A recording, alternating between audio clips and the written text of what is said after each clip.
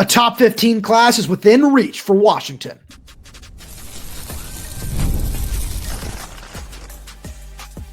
You are Locked On Huskies, your daily podcast on the Washington Huskies, part of the Locked On Podcast Network, your team every day. Welcome back in to another edition of the Locked On Huskies podcast. I'm Roman Tomashoff. That's Lars Hansen. He writes with me over at Huskies Wire. Thanks for making this your first watch or first listen of the day, as we are part of the Locked On Podcast Network, your team every day. And today's episode is brought to you by FanDuel. Right now, new customers can get $200 in bonus bets when your first $5 bet wins. And just a quick reminder to all the everydayers out there, wherever you get this podcast, YouTube, Spotify, Apple Music, Amazon Music, make sure to click that subscribe button, click that little bell down below so you never miss when we post a new video. Leave a like on the video if you're here on YouTube on the audio only side of things. Please leave us a 5-star review. It all does help us out a lot. And make sure to follow us on social media throughout the offseason for all kinds of updates on really everything going around the UW program. That's at Locked On Huskies on Twitter, Instagram, and TikTok. Lars, we got a really fun show. Come at all the everydayers today. We're going to talk about what the floor is for Washington 2025. We've alluded to it a little bit. We wanted to dive into it a little bit more. We're going to talk about why the defensive line is the key to a top 15 class, which is within reach for Washington. Now, Lars, I went back because we had this discussion a few months ago. We talked about a few critical things when we talked about a top 15 class: a 5-star tackle, a 4-star quarterback, Derek Colman-Brusa, and Brian Bonner. Never wrong, just early. And again, wrong maybe in name. We were wrong a little bit. Again, you don't have to talk about the losses if you were still right in principle. Now, if you got a 3-star quarterback and a 4-star tackle, then we were wrong. But obviously, we were wrong in the names because Brady Smigel and Kenny Pepe are not the two that are committed. It's Derek Zammit and it's Kodi Greene. Where, by the way, Kodi Greene, massive. Just again, I cannot get over when we walked past him. I was just like, oh, that's real. Okay, yeah, that's your 5-star tackle. And so when you think about where Washington's ranked right now, 18th overall in the 247 listings, 15, 16, 17, 18. Currently, looking at my phone, it's 18, but they've kind of been in that realm right now. It's absolutely within reach to get it. Obviously, we know Brian Bonner feels like it's trending. There's a number of guys that feel like they're trending towards Washington's way.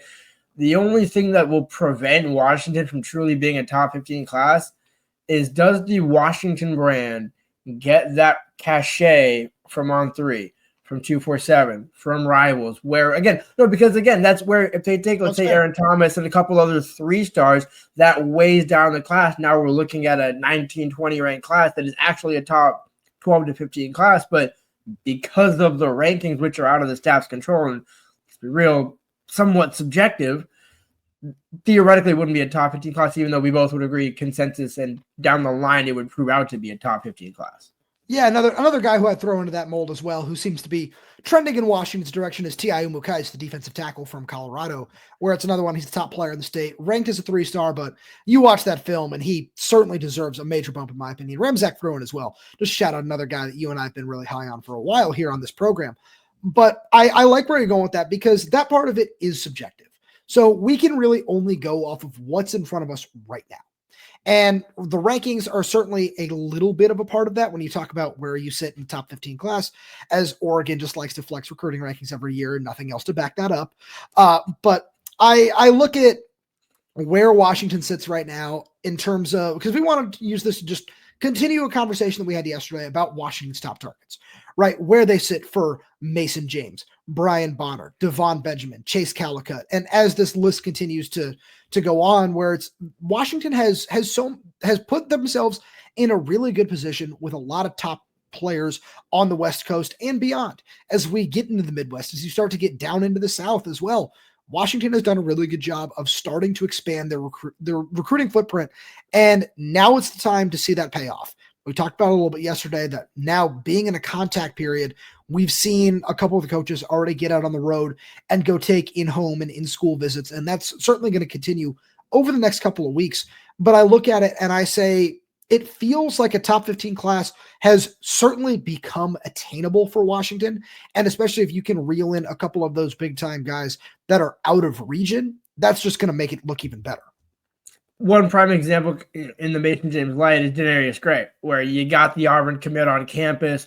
What does that mean? Okay, now we have the contact period, like you mentioned. Do you follow that up with an in-home visit? Do you follow that up with potentially even him decommitting? never mind flipping straight up, because again, my favorite topic, do we flip? Do we decommit them? We flip? Do we take other visits? Again, but my point is that was such a random visit. Otherwise, what's the point? Where's the substance in it? Because that's, again, if you get that 4-star, that's another top, I think, 150, 175, 200 player. 250, thank you. Again, like I said, where it's like 150, 250, and we look back. I love his film so much. And that's the other side of this, where you think about a guy that came to mind, Ramon Adams is a 3-star, where we've seen him in spring practice ball. I'm like, hey, if that guy was a 4-star, I wouldn't bat an eye. Now, again, you can see 3-star, you can see 4-star, where you look at Ryan Gilbert, a 3-star coming up, for an official visit. Another example of, well, if you have too many 3-stars, maybe you're closer to 18 to 20 and you're not in that top 15 range.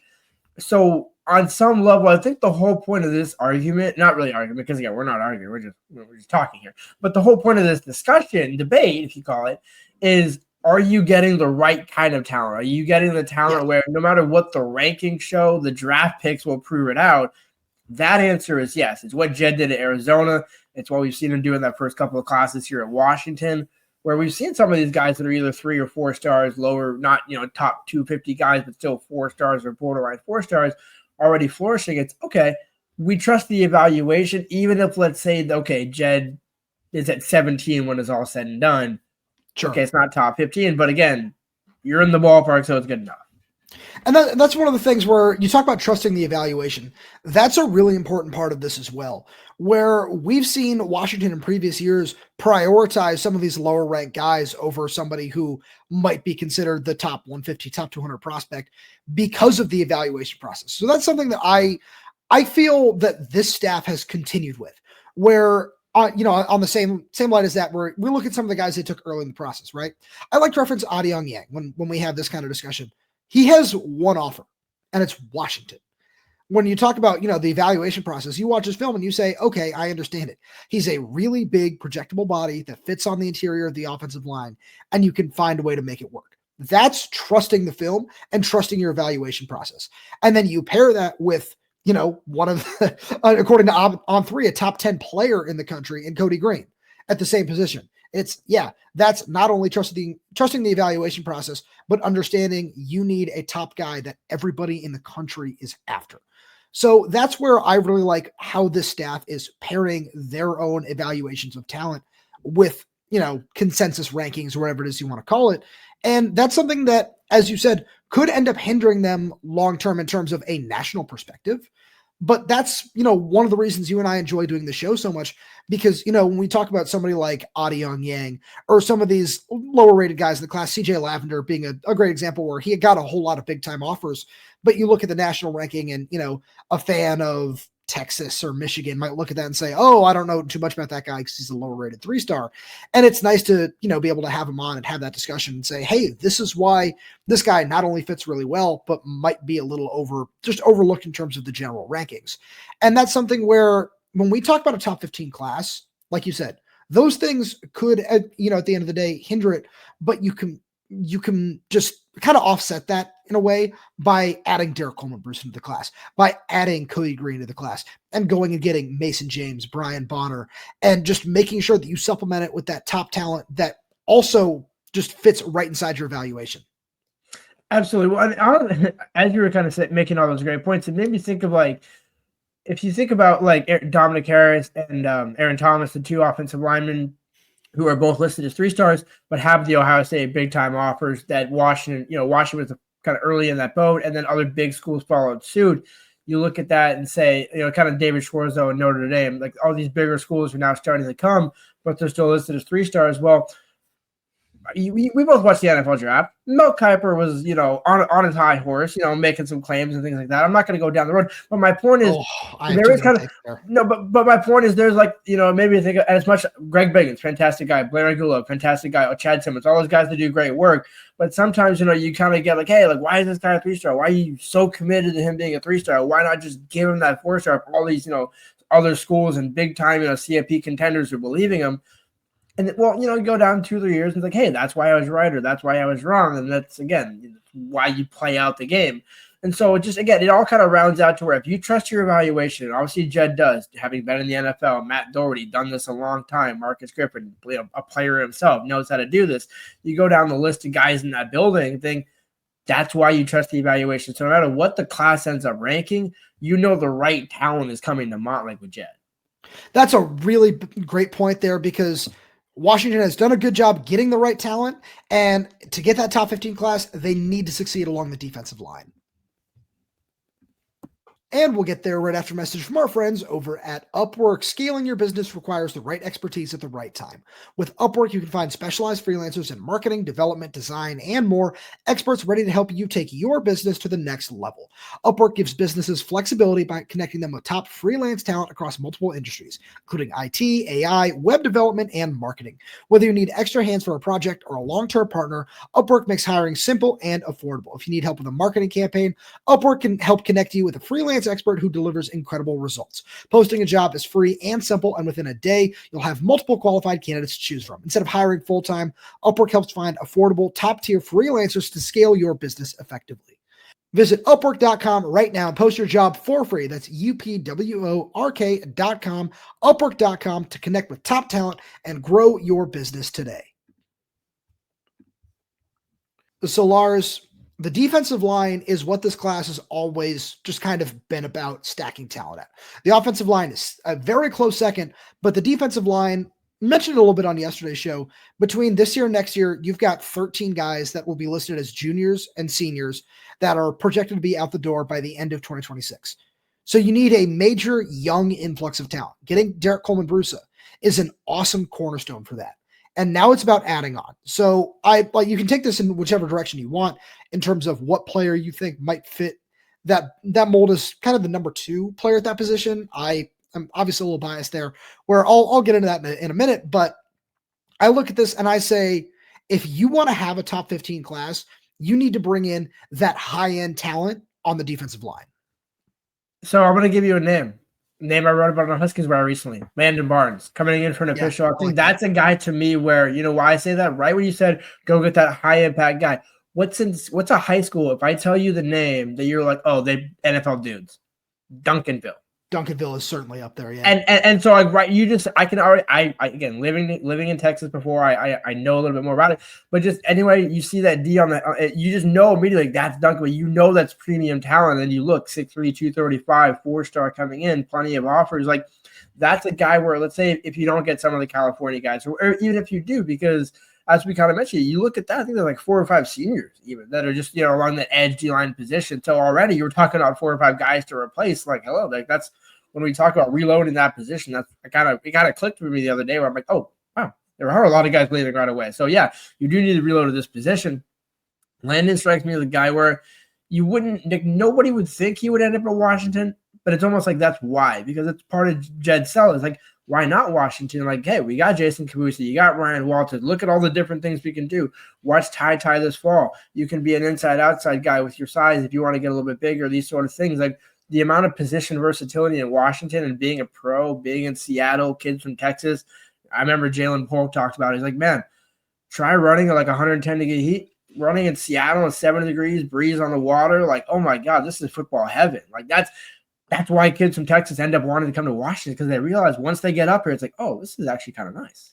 As somebody who grew up playing baseball in Los Angeles, yeah, I can't confirm running in 110-degree heat. Absolutely awful. So a couple of things that I like where you're going with that, where when you talk about Landon Barnes, he did place, as you said, Washington in his top 8 over the weekend. And it's with some big time schools, right? LSU, Ohio State, Georgia are also on that list. It seems like SMU is in a pretty good spot since he's a hometown kid with them. So we'll kind of see how that recruitment plays out. And I think that if Landon does choose Washington, that would say a whole lot about this recruiting pitch, where it was always what Chris Peterson could kind of never do, right? Where it was always going into Texas, I want to go get a top 15, top 20 player. I think Landon's ranked 25 by 247 Sports in terms of just in the state. So I look at that and I say, that would be a really big sign. Winning over LSU, Ohio State, Georgia, that's a big win in and of itself. So as of right now, I don't want to say I'm skeptical about that recruitment. I just want to say that I'm interested to see how it plays out, because I think Washington is sitting in a nice spot, but we'll see if they have what it takes to just take them over the edge and land a commitment from him, because I think early playing time is going to be a sell there. You talked about him inside outside. I think that's a little off base, not necessarily in terms of the player itself. I just think that applies a little bit better to a couple other players in this class. And one of them is the first one I want to talk about. Somebody who we've talked a lot about recently is Khary Wilder, the 4-star defensive lineman from Sarah High School in Southern California. And he's one of those guys where he's listed at 6'4", 260 right now. I love his motor. I love the way that he's able to line up inside, outside, and have that versatility with a little bit more weight on his frame right now. I remember when you and I saw him at spring practice a couple of weeks ago, it was, oh yeah, I can see why they're in so heavily on this guy, because he looks like he has that versatility to line up in the 5 technique right now and win against a guard in a pass rush, because again, he's got that crazy motor. He's got really nice hand placement and understands how to use his strength and rip and do a couple other different things like that. And I think he might be the number 2 guy for me right now. I think Landon and Anthony Jones are right in that same tier of importance, but I look at the flexibility that Khary Wilder brings to the table, and I think Anthony Jones falls into that category as well, where he's listed at 6'5", 260, 265, I want to say right now. And just he has that same versatility to play a little bit on the inside.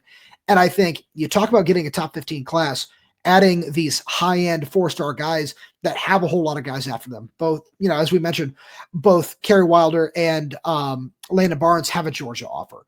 I believe they both have Alabama offers as well. And you just kind of go through the schools where, as anybody who's not super into recruiting might just look at an offer list and say, oh yeah, those are the schools that offer them. Both those guys check that box. And I would say Anthony Jones does as well.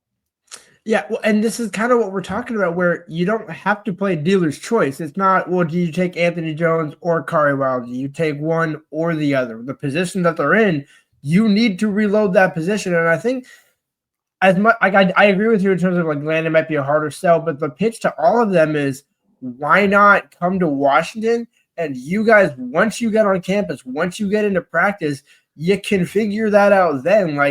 I understand, and this is kind of where, get off my lawn for 2 seconds here, where when it's hey, I want to guarantee that I'm going to be able to play as a freshman. It's okay, I understand that. But there's also a level of why not just come in and beat out the guy who did get guaranteed and say, hey, you know what? Now you got to play me because I'm proving that I'm better. So the guarantee doesn't mean anything if one ends up being better. And that's the reason why I say that is Jedd doesn't strike me as a guy where it's oh, hey, well, we're going to guarantee you playing time. It's hey, we're going to guarantee you a shot. We're going to guarantee you good coaching. We're going to guarantee you a good scheme fit. And we're going to guarantee you a good opportunity. Everything else is in your control. But that's just like in the NFL where, hey, we'll draft you. We'll give you good coaching for the most part. But then everything else is on you to, take that opportunity and run with it. And that's all on the player.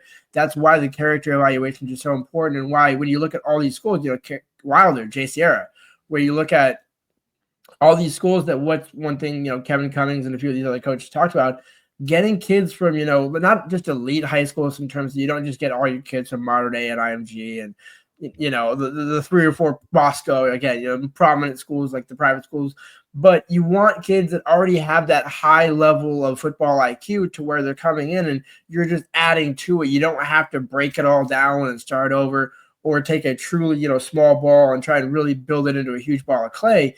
It's more about, hey, we just need to refine and improve, not necessarily build from the ground up. Right. I like where you're going with that. I just want to make sure we talk about one other guy before we move on here.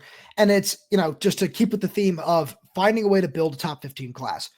TI Umu-Cais has to be in these discussions because as we look at, all the guys that we just mentioned, they're all listed as edge rushers / defensive linemen. Nobody else that we've talked about has that just true, I'm going to play on the interior defensive tackle status. At 6'4", 307, TI Umu-Cais has that. Again, like we mentioned a little earlier, number 1 player in Colorado, and this is somebody who's got over 30 offers. So he just kind of checks all those boxes that you need in terms of size, off-field status, all the other schools that are recruit. I mean that with the other schools that are in the mix for him. And then you turn on the film and it's, a really advanced pass rusher who understands how to use his leverage, how to use his hands, all these different things that when you talk about somebody playing early, he has all of those qualifications already. And if he's able to come in and do that right away, great. But you just need more of those quality players that are going to be strictly on the interior. You like the flexibility, the versatility that you have, but in the Big Ten especially, you need some of those big guys that are going to eat space, hold up really well against the run, and he fits that mold to a T. So he's somebody that I look at and I say, if he's a 4-star by the end of the cycle, that really helps you out. But no matter what the ranking is, he is somebody that you need to find a way just to get in this class. Yeah, I maintain he's the 2025 kid. Like, just look at the tape, look at the amount of tackles, look at the production, look at everything. And I'm just like, yeah, how is this guy a 2026 recruit? And I think, right.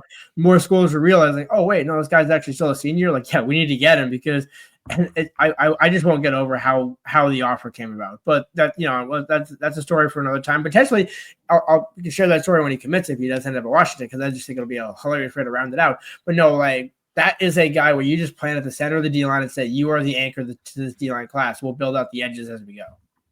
Lars, let's shift focus here and talk about the current team, because there are a couple things that we need to talk about when it comes to Washington's floor in 2025. And we'll get to that right after a message from our good friends over at FanDuel. The NBA playoffs are in full swing, and every night delivers highlight-worthy performances, major momentum shifts, and can't-miss moments. Whether it's a game-winning shot or a breakout player, there's never been a better time to get in on the action. FanDuel makes it easy to stay in the game before tip-off and live. With player props, performance trends, and same-game parlays, fans have more ways than ever to play smart and win big. I didn't love seeing what the Celtics did in Game 1 against the Knicks, but I'm still riding with them. Coming out of the Eastern Conference, especially with the Cavs looking a little injured right now. We'll see how that series plays out against the Pacers. But they're my trenders. I think they're still going to be trending up with Game 2 tonight on Wednesday. Really keeping an eye on that. Plus, I think the Thunder are going to bounce back nicely against the Denver Nuggets. So see how that series plays out. I still have those two teams meeting up in the NBA Finals. So if you want to place a little futures bet on that over on FanDuel, you should go check that out as well. New to FanDuel, it's the perfect time to sign up. Head to FanDuel.com and place your first $5 bet.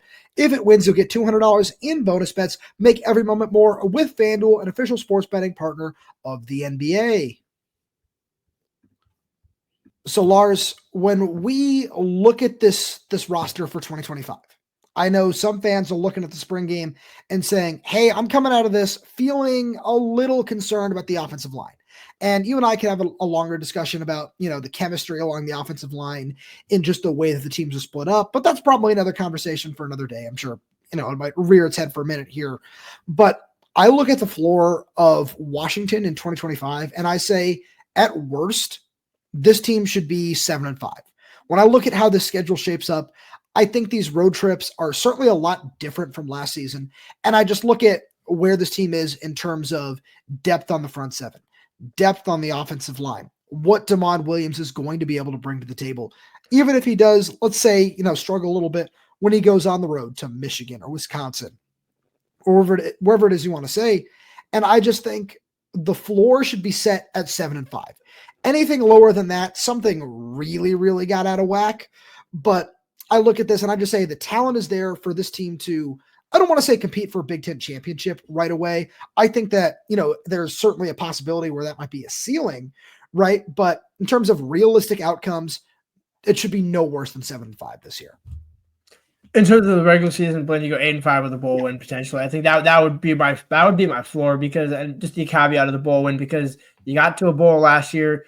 You weren't necessarily expected, especially with DeMond making his second start, to win that game, and yet you only lost by 1 or 2 points at the end. There, you made a good push at the end. Again, it took a lot to get there, but DeMond showed enough resiliency, and I think that's kind of the overarching thing where you touched on. People might be concerned about it.